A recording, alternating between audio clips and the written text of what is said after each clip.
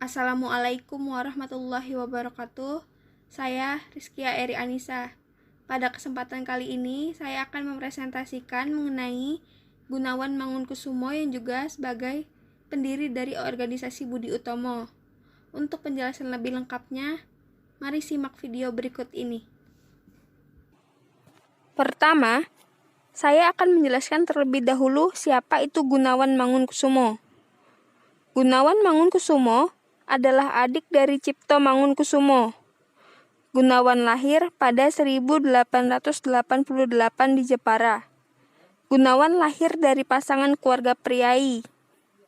Ia anak ketiga dari 8 bersaudara. Ayahnya seorang guru bahasa Melayu di Sekolah Dasar Pribumi di Ambarawa. Gunawan mewarisi jiwa pejuang dari kakeknya, Mangun Sastro, seorang abdi Pangeran Diponegoro.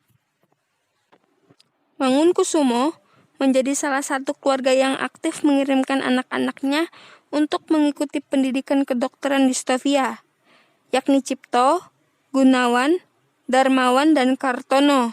Mereka tidak hanya menjalankan peran sebagai dokter, tetapi juga sebagai aktivis pergerakan pada masa kebangkitan nasional.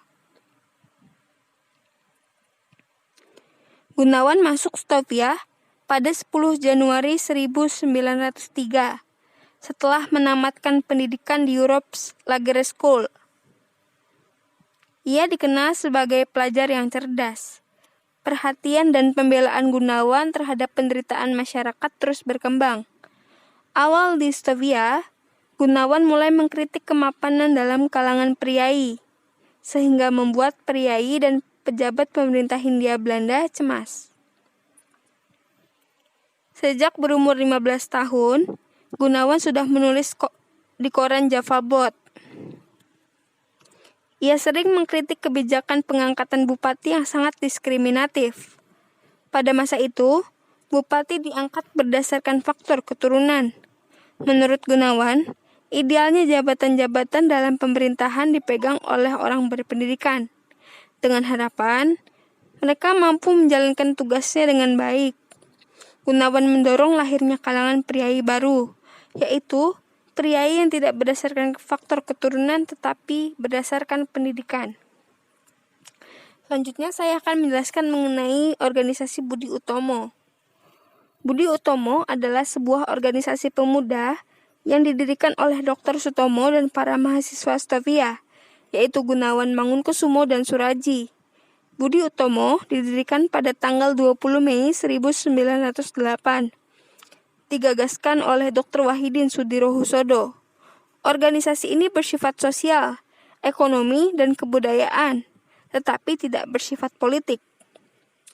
Organisasi Budi Utomo adalah salah satu manifestasi paling awal dari kemunculan benih kesadaran nasional Indonesia. Budi Utomo adalah organisasi pergerakan modern yang pertama di Indonesia yang memiliki struktur organisasi pengurus tetap, anggota, tujuan, dan juga rencana kerja dengan aturan-aturan tertentu yang telah ditetapkan.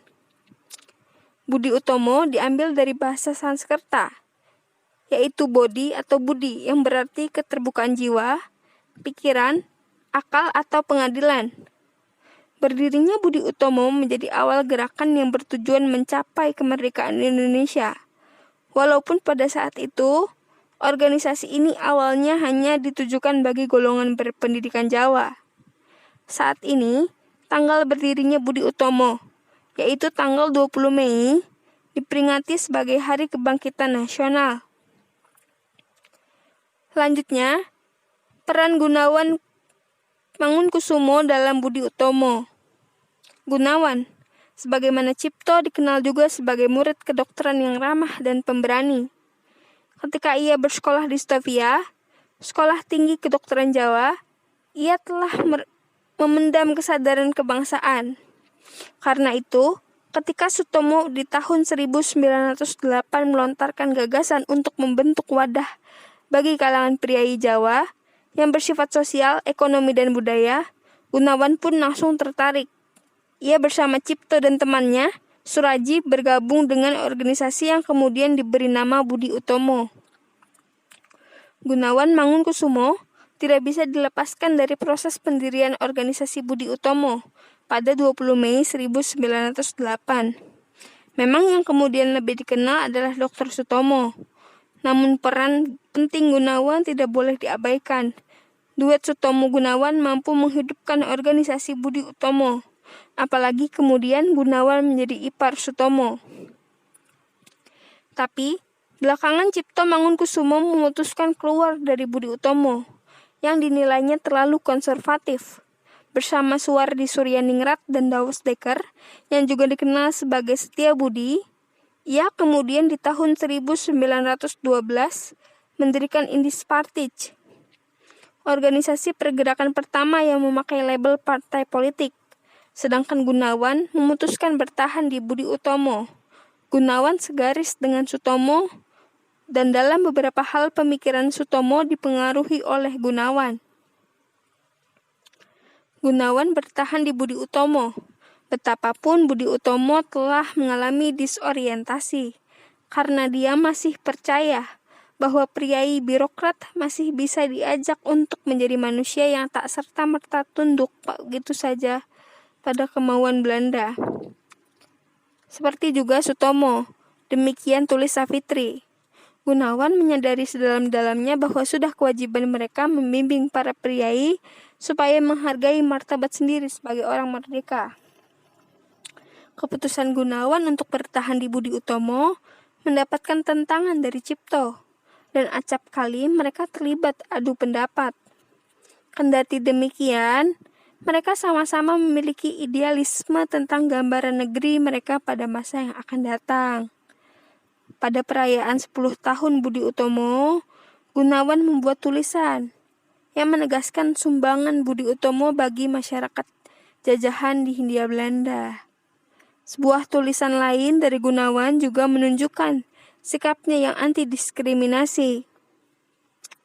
Menurutnya, Budi Utomo merupakan langkah awal dari bentuk nasionalisme Indonesia. Tokoh yang satu ini sangat dekat dengan Sutomo. Itulah sebabnya dalam tulisannya tentang Gunawan, Sutomo menguraikan panjang lebar berbagai kesan dan kenangannya sebagai berikut. Tuan ini adalah salah seorang dari sekretaris saya, Mas Gunawan Mangunkusumo. Seperti hampir semua dari keluarganya mempunyai pekerti dan rasa akan bahasa Belanda. Ditambah dengan temperamennya atau tangkasnya, maka tulisan-tulisannya dapat menggembirakan kawan, membuat panas hati dan merah telinga lawan-lawannya. Sebagai keturunan Citro Rusumo, sudah selayaknya Mas Gunawan ini adalah seorang pahlawan kita yang gemar pada keadilan dan kemerdekaan. Perasaan persamaan, semboyan dari kaum demokrasi, sungguh-sungguh hidup dalam sanubarinya. Mengingat tabiatnya ini, tidak mengherankan kalau waktu berumur kira-kira 15 tahun, dia sudah bertukar pikiran dengan orang-orang yang senang melihat perubahan keadaan, adat istiadat dan cara di dalam masyarakat kita. Polemik ini berturut-turut dilakukan di dalam surat kabar harian Javabot. Mas Gunawan menyatakan sama sekali tidak setuju terhadap peraturan benuman bupati yang berdasarkan kekolotan, ketidakadilan, dan seterusnya. Realitas kehidupan saat ini. Menurut Gunawan, idealnya jabatan-jabatan dalam pemerintahan dipegang oleh orang berpendidikan, dengan harapan mereka mampu menjalankan tugasnya dengan baik. Gunawan mendorong lahirnya kalangan priai baru, yaitu priai yang tidak berdasarkan keturunan, tetapi berdasarkan pada faktor pendidikan. Namun, realitas pada saat ini, jabatan-jabatan dalam pemerintahan di Indonesia banyak diisi oleh orang-orang yang berdasarkan keturunan, bukan berdasarkan pendidikan dan lain-lain. Dan adanya tindakan buruk seperti korupsi. Untuk masa depan, Gunawan Mangunkusumo merupakan tokoh yang ramah, pemberani serta gemar pada keadilan dan kemerdekaan. Sebagai masyarakat Indonesia, kita juga sudah seharusnya mempunyai sikap yang sama, yaitu ramah, pemberani, adil, dan menjunjung kemerdekaan Indonesia. anti diskriminasi, dan lain sebagainya. Banyak hal yang bisa dilakukan seperti menumbuhkan sikap rela berkorban bagi kemerdekaan Indonesia, mencintai tanah air, menghargai perbedaan yang ada, bersikap adil di kehidupan sehari-hari, dan lain-lain. Cukup sekian yang dapat saya sampaikan dalam presentasi kali ini. Kurang lebihnya mohon maaf. Wassalamualaikum warahmatullahi wabarakatuh.